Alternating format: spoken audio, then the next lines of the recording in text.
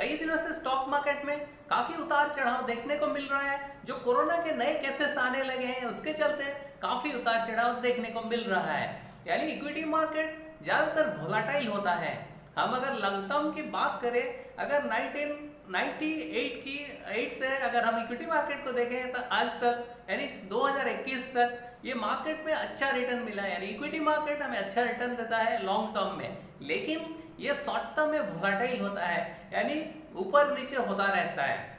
अगर हम date fund की बात करें यानी डेट एसेट क्लास की बात करें तो डेट में कोई फ्लक्चुएशन देखने को नहीं मिलता है, यानी इसका वोलेटिलिटी बहुत कम होता है, इसीलिए इसमें रिस्क भी कम होता है, लेकिन इसमें रिटर्न बहुत कम होता है। वैसे गोल्ड की अगर हम बात करें, एक एसेट क्लास ये एक अच्छा रिटर्न भी देती है, लॉन्ग टर्म में ये अच्छा रिटर्न देता है, लेकिन इसमें भी वोलेटिलिटी होता है। हम अगर स्टैंडर्ड डेविएशन की बात करें, इक्विटी का लास्ट 20 इयर्स का जो स्टैंडर्ड डेविएशन है 20.2% है, जबकि गोल्ड का 14.7% है, और आज एसेट क्लास डेट जो है इसका 4.9% है। हम अगर इसमें रिटर्न की बात करें, इक्विटी सबसे ज्यादा रिटर्न देता है, उसके बाद गोल्ड देता है, उसके बाद आता है डेट।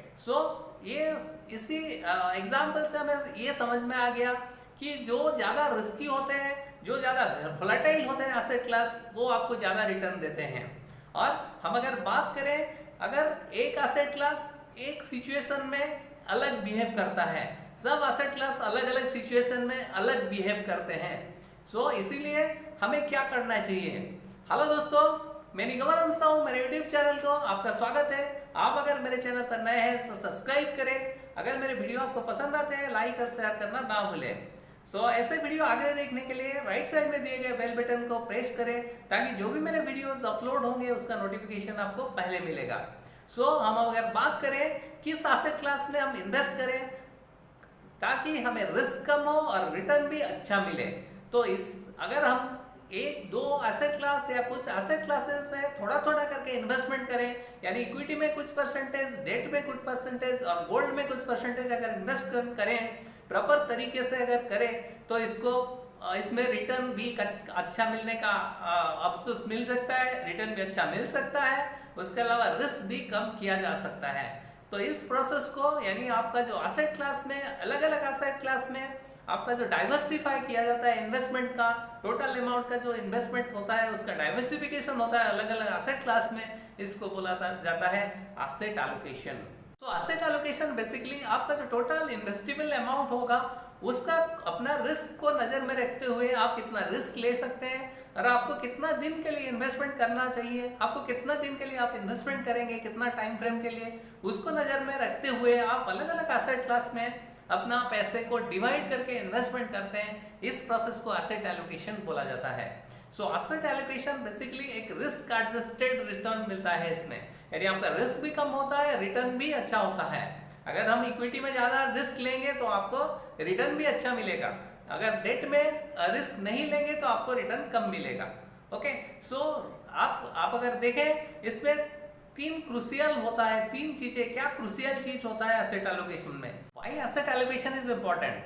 जैसे कि different asset classes different behave करते हैं डिफरेंट सर्कमस्टेंसेस में। हम अगर बात करें इक्विटी मार्केट में, जैसे कोरोना में काफी वोलेटिलिटी देखने को मिल रहा है, ऐसे तो अलग अलग सर्कमस्टेंसेस में अलग अलग एसेट क्लास बिहेव करते हैं डिफरेंटली, और इसमें वोलेटिलिटी भी कम होता है। जब हम एसेट एलोकेशन करते हैं तो वोलेटिलिटी कम देखने को मिलता है अपने पोर्टफोलियो में, और एक पर्टिकुलर एसेट के ऊपर डिपेंडेंसी भी खत्म हो जाता है, तो इसीलिए रिस्क भी कम होता है और रिटर्न भी लगभग ठीक ठाक मिलता है हम अगर प्रॉपर एसेट एलोकेशन करते हैं। लेकिन अगर पर्टिकुलर एसेट क्लास में हम अपना पैसा इन्वेस्टमेंट करते हैं तो इसमें काफी फ्लक्चुएशन देखने को मिलता है अपना पोर्टफोलियो में।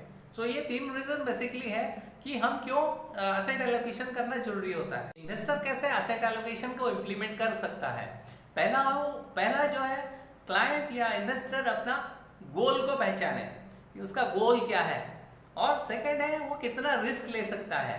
ओके, तीसरा है उस हिसाब से वो अपना ऑप्टिमम एसेट एलोकेशन करे, और चौथा है उसको अपना खुद के हिसाब से वो अपना एसेट एलोकेशन करे, प्रॉपर एसेट एलोकेशन करे, यानी कौन सा एसेट क्लास में कितना इन्वेस्टमेंट कर सकता है, और उसको बीच बीच में उसको रीबैलेंस करें।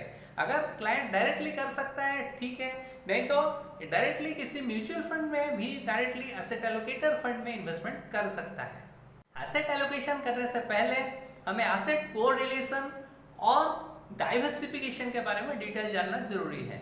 सो एसेट कोरिलेशन क्या होता है? एसेट कोरिलेशन बेसिकली अलग अलग एसेट क्लास एक दूसरे के साथ रिलेटेड होते हैं, यानी कुछ एसेट क्लास जब ऊपर जाते हैं, कुछ एसेट क्लास नीचे जाते हैं। तो जब एक एसेट क्लास ऊपर जाता है यानी बुलिश होता है, ऊपर जाता है, तो दूसरा एसेट क्लास जब नीचे जाता है तो उसको बोलते हैं नेगेटिवली कोरिलेटेड। ओके, जब एक एसेट क्लास ऊपर जाता है, दूसरा एसेट क्लास उसके साथ साथ ऊपर जाता है, तो उसको बोलते हैं पॉजिटिवली कोरिलेटेड। सो ऐसे एसेट क्लासेस होते हैं जो कुछ होते हैं पॉजिटिवली कोरिलेटेड होते हैं, कुछ नेगेटिवली कोरिलेटेड होते हैं। जैसे हम अगर बात करें इक्विटी मार्केट और गोल्ड की, इक्विटी मार्केट जब ऊपर जाता है तो गोल्ड का प्राइस नीचे आता है, तो इसीलिए ये नेगेटिवली कोरिलेटेड होते हैं एसेट क्लास। ज्यादातर एसेट क्लासेस नेगेटिवली कोरिलेटेड होते हैं। जैसे हम अगर बात करें तो इसमें कुछ एसेट क्लासेस को, अलग अलग एसेट क्लास को हमें एक साथ बाय करें, अगर एक एसेट क्लास ऊपर जाता है तो दूसरे एसेट क्लास नीचे आ सकता है। तो इसीलिए हमें ऑप्टिमल रिटर्न पाने के लिए एसेट एलोकेशन जरूरी है और इसमें डाइवर्सिफिकेशन भी जरूरी है, क्योंकि हमें ये पता चलता है कि एसेट क्लासेस के अंदर कोरिलेशन होता है। जैसे हम बताएं कि इक्विटी और गोल्ड में कोरिलेशन होता है, वैसे अलग अलग एसेट क्लासेस में कोरिलेशन होता है। अगर एक एसेट क्लास नीचे जाता है तो दूसरा ऊपर आता है, तो इसीलिए हमें एक बैलेंस पोर्टफोलियो बन सकता है हम अगर कोरिलेटेड एसेट क्लास में अगर इन्वेस्टमेंट करते हैं। तो इसीलिए आपको रिस्क भी कम होता है और रिटर्न भी काफी अच्छा मिलने का अवसर मिलता है।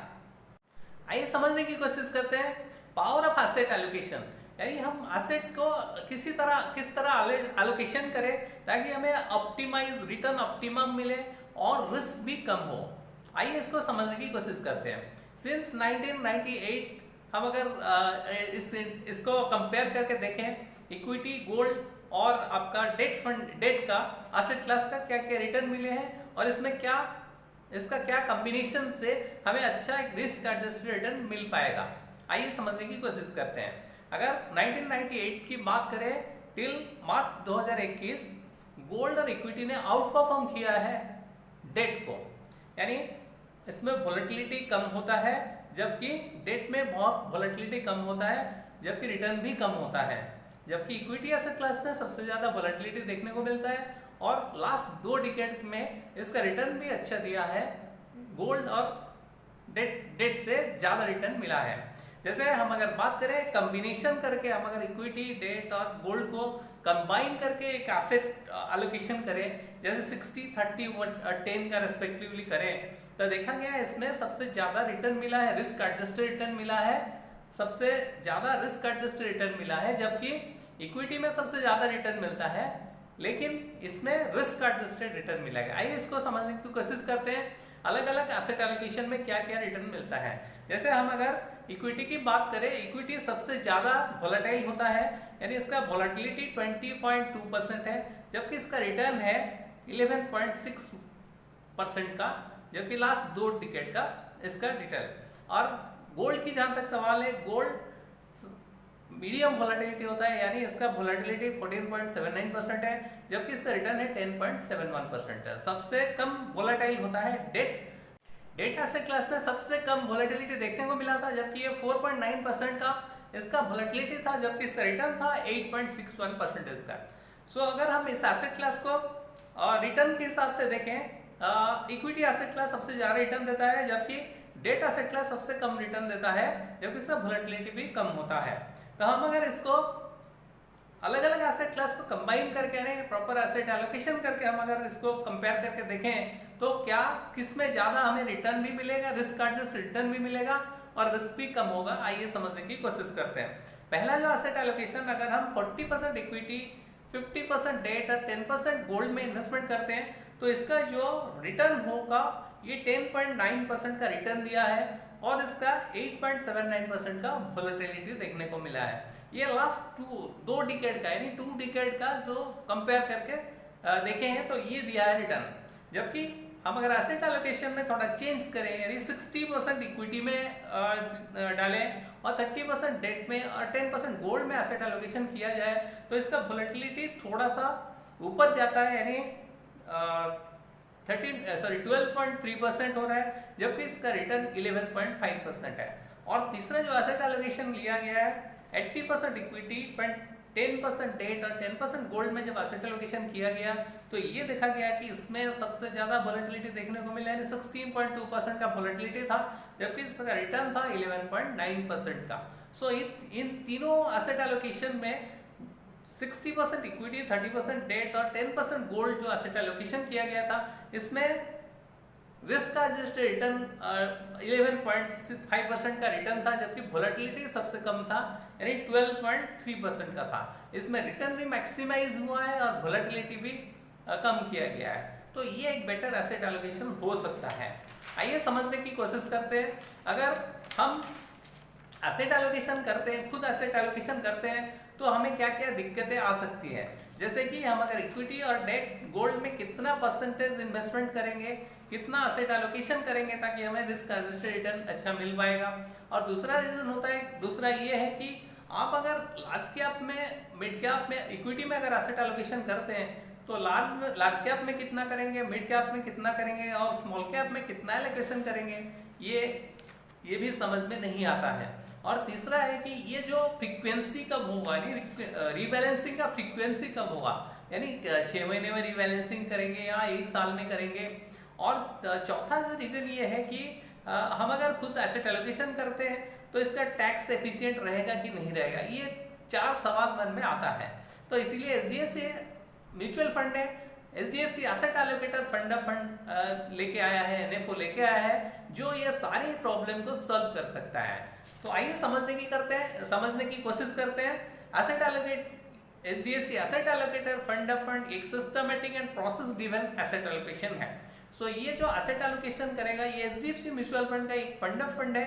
तो इसलिए एचडीएफसी म्यूचुअल फंड किसी दूसरे स्कीम में, डोमेस्टिक म्यूचुअल फंड स्कीम में इन्वेस्टमेंट करेगा, 95 to 100% इन्वेस्टमेंट करेगा। और इसका इक्विटी ओरिएंटेड स्कीम में 40 से 80% का एलोकेशन रहेगा, और डेट ओरिएंटेड स्कीम में रहेगा 10 से 50% का, जबकि गोल्ड में रहेगा, गोल्ड ईटीएफ में रहेगा 10 to 30% एलोकेशन। सो इक्विटी में इन्वेस्टमेंट करने का क्या मकसद है? जैसे इक्विटी में हमें पता है कि ज्यादा रिटर्न पाने के लिए हम इक्विटी में इन्वेस्टमेंट करते हैं, तो ये एक रीजन है इक्विटी में इन्वेस्टमेंट करने का कि ऑप्टिमाइज होगा आपका रिटर्न। और दूसरा डेट में इन्वेस्टमेंट करने का रीजन क्या है? डेट में आपको बैलेंसिंग होता है, यानी आपका रिड्यूस रिस्क होता है, कम रिड्यूस हो जाता है आपका रिस्क, और इसमें आपको रीजनेबल रिटर्न मिलता है और वोलेटिलिटी भी कम हो जाता है। आपने देखा होगा कि डेटा सेट क्लास में वोलेटिलिटी सबसे कम देखा गया है, तो इसलिए वोलेटिलिटी भी कम होगा और risk adjusted generating reasonable return देगा ये। और तीसरा जो गोल्ड है, गोल्ड खासकर ये एसेट क्लास है जो एक हेजिंग पर्पस के लिए यूज किया जाता है। जैसे आप अगर देखें, ये एक सेफ हेवन होता है, गोल्ड एक सेफ हेवन होता है, जबकि ये हेज किया जाता है आज against currency depreciation and inflation और करेंसी डेप्रिसिएशन के अगेंस्ट में एक हेजिंग की तरह एक गोल्ड एसेट क्लास काम करता है। Okay, so why HDFC asset allocator fund, ये खास करके जो एसेट एलोकेटर फंड है, हमें अगर कोई इंडिविजुअल इन्वेस्टर अगर इन्वेस्टमेंट करना चाहेगा तो उसे ये डिफिकल्ट हो जाएगा कि कब इक्विटी मार्केट में एसेट एलोकेशन बढ़ाया जाए, कब डेट मार्केट में कम किया जाए, या कब गोल्ड में एसेट एलोकेशन बढ़ाया जाए या कम किया जाए। इसको समझना मुश्किल हो जाता है इन्वेस्टर के लिए। और दूसरा होता है लैक ऑफ डाइवर्सिफिकेशन। आप अगर डाइवर्सिफाई नहीं करेंगे अपना पोर्टफोलियो, इसमें अगर इक्विटी में ज़्यादा आपका पोर्शन इन्वेस्टमेंट रहेगा तो इसमें काफ़ी फ्लक्चुएशन एंड वोलेटिलिटी देखने को मिलेगा। और combining negatively correlated asset classes, आप अगर कोरिलेटेड एसेट क्लासेस में अगर कंबाइनली इन्वेस्टमेंट करते हैं तो आपको रिस्क भी कम हो जाता है और पोर्टफोलियो रिस्क कम हो जाता है। और एचडीएफसी एसेट एलोकेटर फंड एक बेटर ऑप्शन हो सकता है आपको एक रिस्क एडजस्टेड रिटर्न देने के लिए। और इसमें active asset allocation periodic review होता है एसेट एलोकेशन का, हर 6 महीना 1 साल में इसका पीरियडिक रिव्यू होता है। It aims to generate better risk adjusted return, और खास करके ये डेट एसेट क्लास के हिसाब से टैक्सेशन होता है, इसीलिए इंडेक्सेशन बेनिफिट आपको इसमें मिलता है। आइए इसका फंड फैक्ट्स जानते हैं। ये एक ओपन एंडेड स्कीम है जो इक्विटी एसेट क्लास में इन्वेस्टमेंट करेगा, investing equity oriented schemes, gold ETF schemes और इसके अलावा डेट ओरिएंटेड स्कीम में ये इन्वेस्टमेंट करेगा।